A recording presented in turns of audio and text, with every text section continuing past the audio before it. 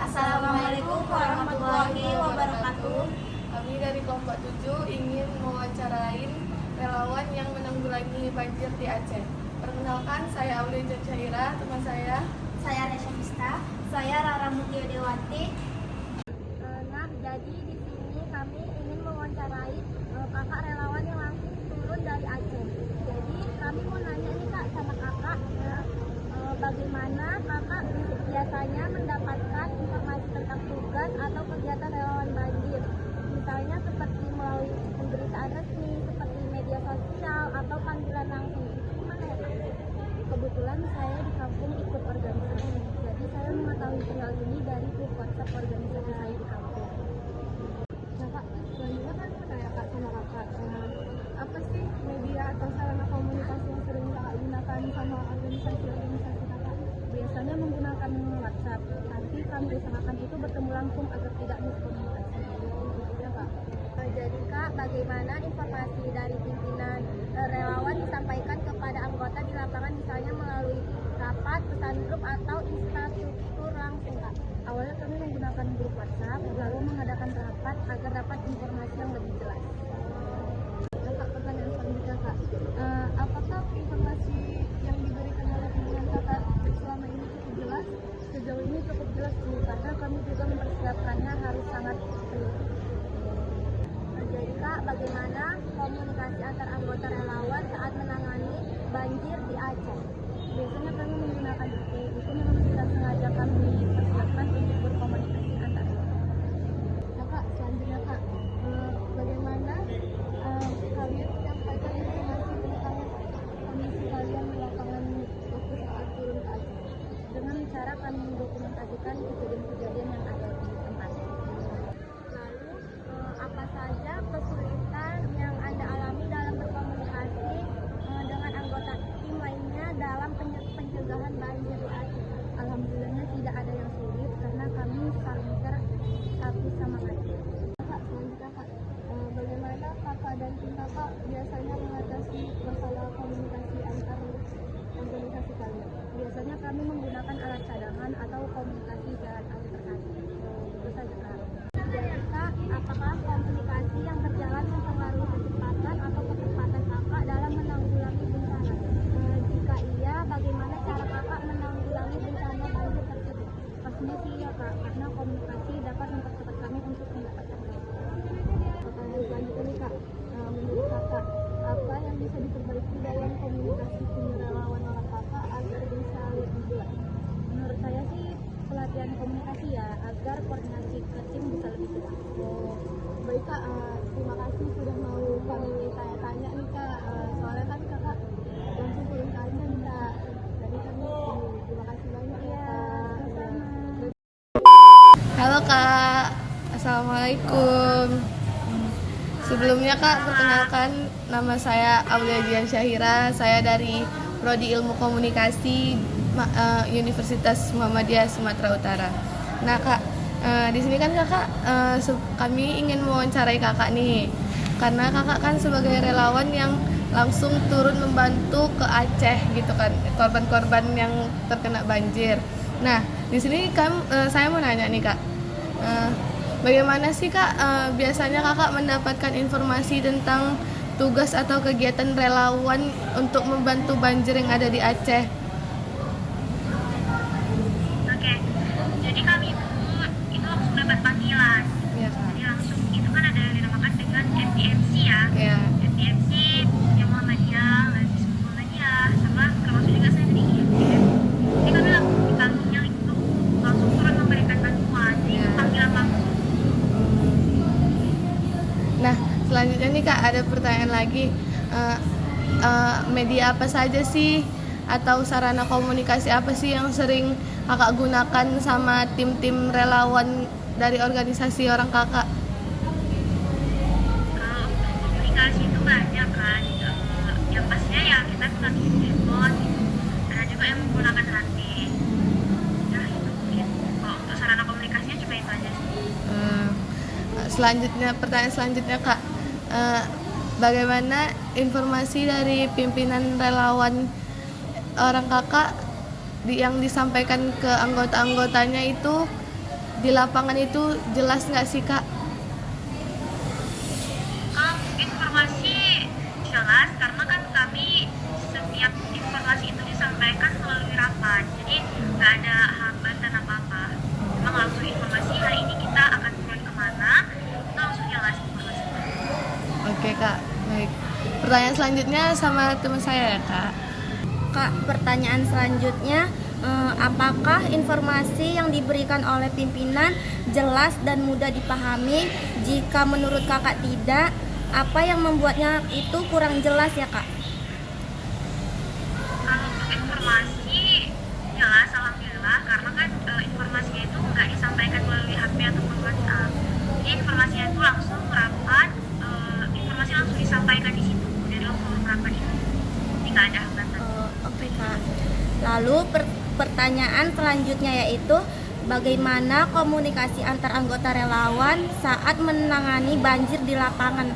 Itu menurut kakak bagaimana ya Kak cara menanggulangi bencana tersebut? Kalau untuk komunikasi bagaimana cara menanggulangi bencana, ya kami berkomunikasinya tetap melalui handphone yang pertama kan. Iya. Nah, untuk cara menanggulangi bencana itu, kami dari sini tuh turun beberapa tim. Jadi ada beberapa tim yang dibagi, yang dimana itu terdiri dari tim kesehatan, logistik, maupun pembersihan. Jadi nanti nggak setiap relawan yang turun itu nggak hanya ada di dalam satu pos saja. Jadi nanti ada tugasnya masing-masing gitu. Jadi udah terstruktur. Kalau misalnya ada yang sakit itu dibawa ke tim kesehatan, untuk pembersihan tim yang lain, dan untuk logistik itu yang lain lagi. Oke Kak.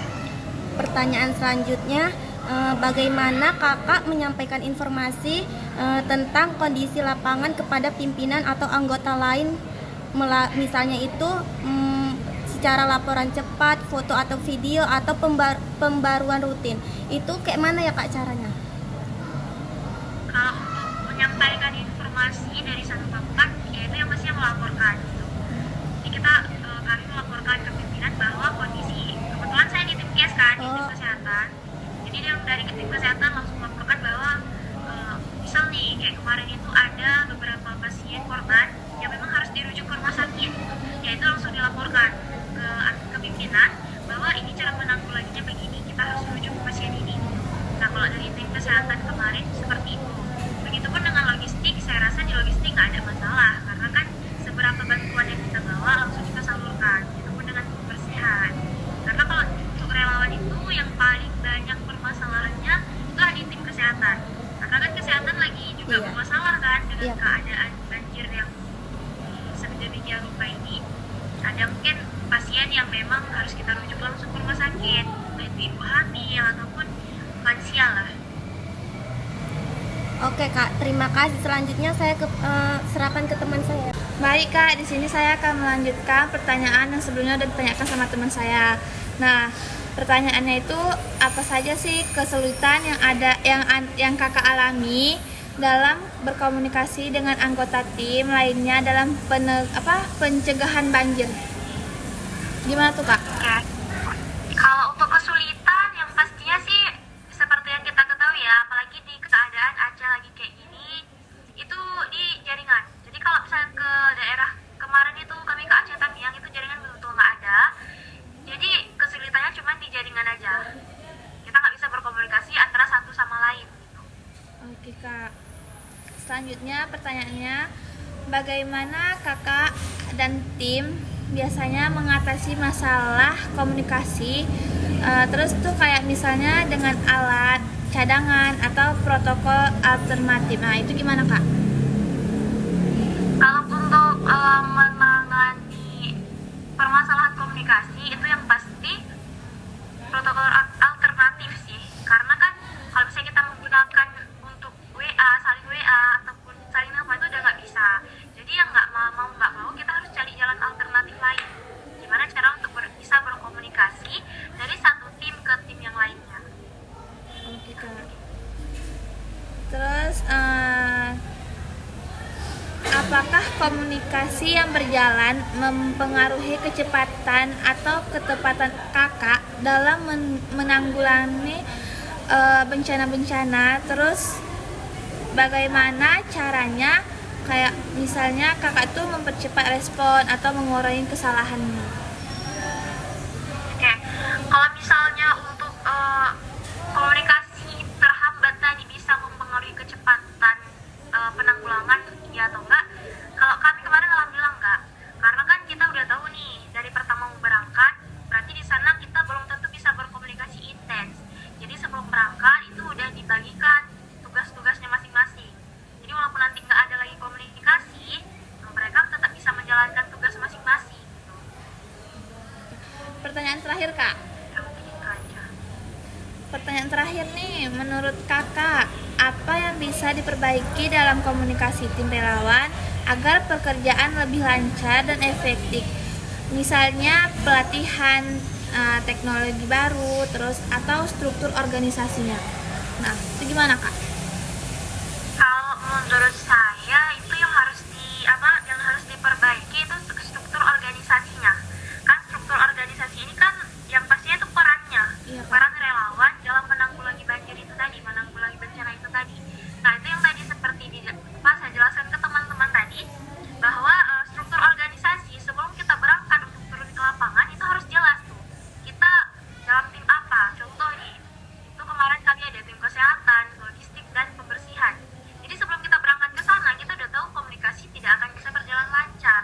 Otomatis dari sini harus udah terstruktur nih. Yang tim kesehatan siapa aja, yang logistik siapa aja, tim pembersihan siapa aja. Otomatis ketika kita sampai ke sana, jaringan ada atau enggak, komunikasi ada atau enggak, nah itu tetap akan bisa berjalan sesuai rencana. Ya, itu aja sih. Oke kak, terima kasih sudah mau kami wawancarai. Kalau kami ada kurangnya, kami minta maaf. Oke. Baik, oke, sama-sama. Sebelumnya kakak dari organisasi apa nih? Kalau saya tuh dari Muhammadiyah, terutama Ikatan Mahasiswa Muhammadiyah (IMM). Kebetulan kemarin itu kerjasamanya tuh antara MDMC, Lazismu, sama IMM untuk jadi relawan. Berarti kakak ikut relawan, turun ke lapangan itu dari Muhammadiyah. Iya, betul. Oke kak, kasih banyak kak ya. Oke, sama-sama. Waalaikumsalam. Halo kak. Halo, assalamualaikum. Waalaikumsalam. Nah kak, jadi di sini kami ingin mewawancarai kakak sebagai relawan yang ke Aceh. Jadi sebelumnya perkenalkan, nama saya Rara Mutia Dewanti. Saya dari Prodi Ilmu Komunikasi Universitas Muhammadiyah Sumatera Utara. Jadi langsung kita mulai aja ya kak ke pertanyaannya.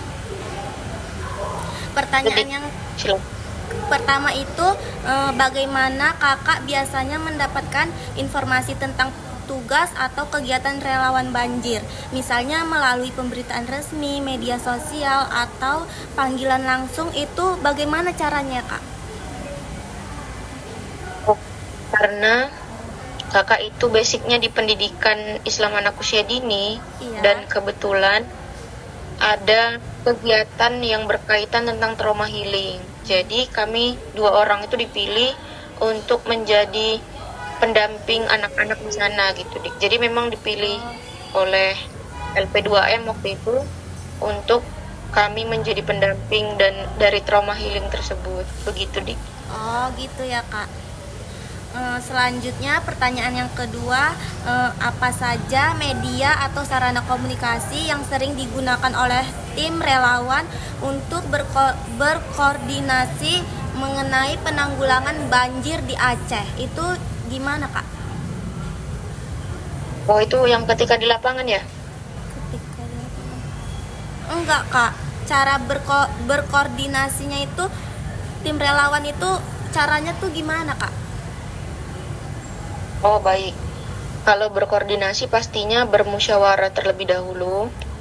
Kami memetakan apa saja kegiatan-kegiatan yang akan dilaksanakan. Kami membuat hipotesa sementara, dugaan-dugaan yang akan terjadi di sana, agar ketika hal itu terjadi kami tidak kaget, dan pastinya kami sudah punya rundown untuk kegiatan-kegiatan begitu. Karena kan kalau komunikasi langsung di sana keterbatasan waktu, jadi kami lebih memilih untuk berkomunikasi banyak di sebelum kegiatan berlangsung waktu itu. Jadi melalui musyawarah dan koordinator kami itu menampilkan slide. Di slide itu kami ditampilkan kondisi langsung di sana, begitu Dik. Oh begitu Kak. Baik Kak, pertanyaan yang ketiga, bagaimana informasi dari pimpinan relawan disampaikan kepada anggota di luar lapangan? Itu gimana Kak? Kalau komunikasi yang disampaikan oleh pimpinan itu pastinya baik dan pastinya bisa dipahami, karena memang kami juga bukan hanya dari handphone saja ya, karena memang sinyal sulit banget di sana. Kami hanya bawa Starlink 1 dan bisa dihidupkan cuma 2 jam per hari gitu.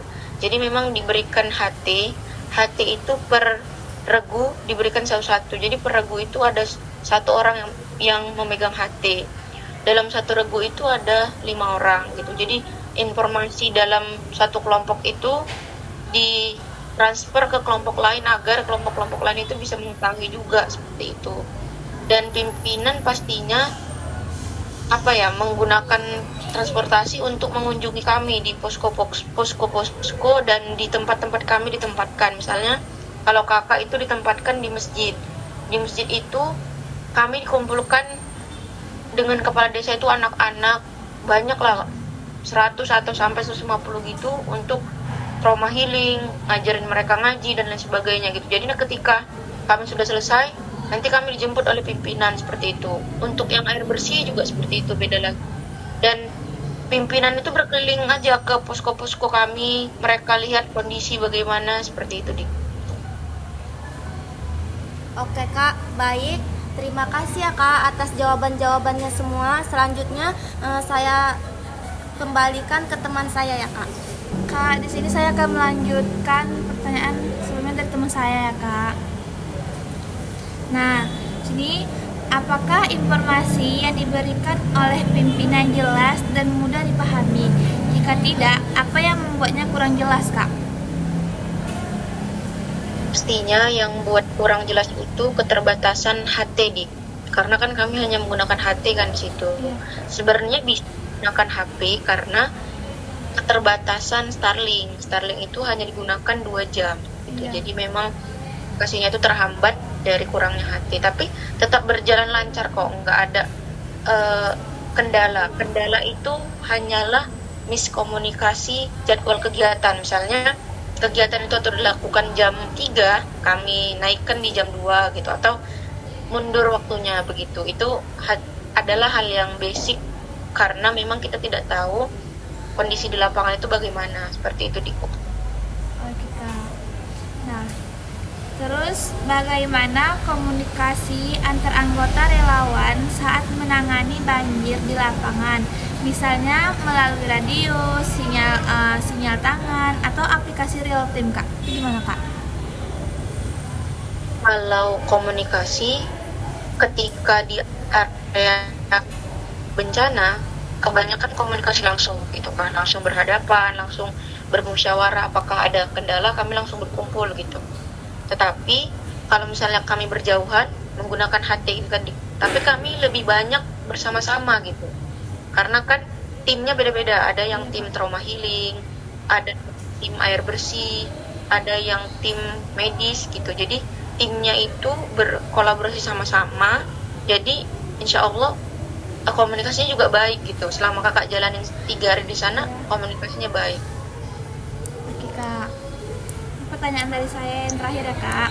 Bagaimana kakak menyampaikan informasi tentang kondisi lapangan kepada pimpinan atau anggota lain? Misalnya tuh kayak laporan cepat, foto, video, atau pembaruan rutin Kak.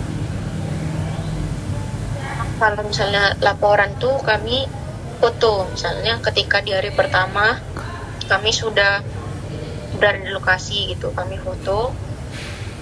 Kalau tidak ada sinyal untuk mengirimkan, kami akan pakai Starlink gitu. Kalau misalnya tidak, kami akan hubungi melalui HT begitu. Kalau untuk laporan ke anggota lain, ketika selesai kami pulang dari situ, kami kan di penginapan, kami akan buat diunggah di sosial media agar yang lain juga mengerti dan mengetahui kondisi kami. Seperti itu. Berarti Starlink ini cuma satu ya kak yang di Aceh itu, yang di tempat kakak turun ini? Iya dik, Starlinknya cuma satu. Oke kak, terima kasih. Itu cuma pertanyaan dari saya kak. Saya kembalikan ke teman saya lagi. Kak, pertanyaan-pertanyaan selanjutnya akan saya yang nanyakan kepada kakak. Nah, pertanyaan dari saya yang pertama, apa saja sih yang kesulitan yang kakak alami dalam berkomunikasi dengan tim kakak saat pada menjalankan di sana? Kalau komunikasi yang sulitnya itu di sinyal gitu kan, karena kita keterbatasan. Sebenarnya masalahnya kalau kita ulik-ulik kembali itu pasti sinyal gitu, karena kan handphone itu adalah kebutuhan, salah satu kebutuhan kita kan. Iya, Kak. Itu kalau misalnya tidak ada sinyal, kita komunikasi langsung. Selanjutnya yang terhambat itu akses jalan. Membuat kami tidak bisa cepat langsung ke lokasi bencana gitu. Aturan kami di Rondon itu nyampe jam 9 pagi, sampainya jam 11 gitu. Jadi kami komunikasinya tidak sesuai gitu kan, karena memang kita nggak bisa juga melihat langsung di sana. Jadi kondisi di hari kedua kami terlambat datang dan anak-anak tuh sudah menunggu begitu. Jadi kalau misalnya komunikasi di antara anggota dan pimpinan, terhambatnya itu di kurangnya HT dan sinyal yang kurang mendukung seperti itu. Baik Kak. Pertanyaan selanjutnya Kak, bagaimana sih kakak dan tim kakak biasanya mengatasi komunikasi tersebut, masalah komunikasi kayak gitu tadi? Salah komunikasi tersebut, misalnya di hari pertama itu kami lakukan selesai, kami lakukan evaluasi. Ketika evaluasinya berkaitan tentang komunikasi, kami ulik kembali begitu kan. Tapi krusial dari masalah itu tidak dari komunikasi sebenarnya, dari rondon ya gitu kan, dari rondon yang kurang di jadwalnya seperti itu. Tapi tetap evaluasi. Penanggulangannya itu evaluasi. Jadi setiap malam ketika sampai di penginapan kami evaluasi, malam ketiga evaluasi terus gitu, evaluasi lagi seperti itu. Oke baik Kak. Pertanyaan selanjutnya nih Kak, apa komunikasi yang berjalan mempengaruhi kecepatan atau ketepatan kakak dalam menanggulangi banjir? Pastinya pastinya itu sangat mempengaruhi, karena ketika cepatnya informasi itu kita sampaikan dan cepatnya mereka membalas gitu kan, merespon, itu pastinya kita cepat juga kan nanggulanginya. Tapi kita nggak bisa pastikan itu ketika berada di area bencana gitu. Mungkin ekspektasi kita itu akan cepat, mudah, tapi nggak semudah itu, nggak familiar itu kita dalam melihat kondisi di sana gitu. Jadi kita memang harus punya dugaan-dugaan yang nggak enak gitu dalam menghadapi di sana, dan harus punya tanggap kedua gitu dari hal seperti itu. Yang pastinya komunikasi terhambat, dan cara penanggulangan kita itu ya dengan hal-hal yang kita punya saat ini. Apa yang kita itu Nah, pertanyaan selanjutnya nih Kak, menurut kakak apa yang bisa diperbaiki dalam komunikasi dari tim relawan agar pekerjaan lebih lancar dan efektif gitu Kak? Gimana cara menanggulanginya? Kalau rekomendasi dari kakak itu, dari relawan memperbanyak Starlink kan gitu kan. Starlink itu banyak, jadi sinyal dan komunikasi itu bisa tetap berjalan lancar di situ gitu. Tetapi banyaknya alat komunikasi pun itu tidak memungkinkan kita juga untuk terus-terusan megang HP kan. Karena kita kecimbung di masyarakat gitu. Kita lebih banyak ke anak-anak. Alhamdulillah juga menurut kakak ya, kita nggak terlalu megang HP, nggak ada sinyal. Jadi kita lebih ke anak-anak. Kalau seandainya kemarin banyak sinyalnya gitu, kita mungkin lebih fokus ke HP gitu, Iya, nggak benar-benar. nggak fokus ke mereka gitu. Jadi kalau menurut kakak banyak aja Starlinknya agar komunikasi bukan di kita ya sebenarnya, komunikasi warga juga Iya, ke antar keluarganya atau apalah, bisa mudah kita laksanakan dan mudah juga diberikan untuk mereka seperti itu. Kita sebenarnya harus itu sih sebenarnya Starlink itu dibanyakan, tapi kan keterbatasan dana dan kalkulasi dana yang mungkin harus diperuntukkan untuk makanan, logistik dulu kita tidak terlalu memungkinkan dan tidak terlalu memfokuskan ke Starlink seperti itu. Oke, baik Kak. Terima kasih Kak sebelumnya atas kesempatan Kakak mau kami wawancarain. Lebih dan kurangnya Sama-sama. kami berbicara, mohon maaf Kak. Kepada Allah Ya, saya mohon sama-sama. ampun. Assalamualaikum Kak, terima kasih banyak.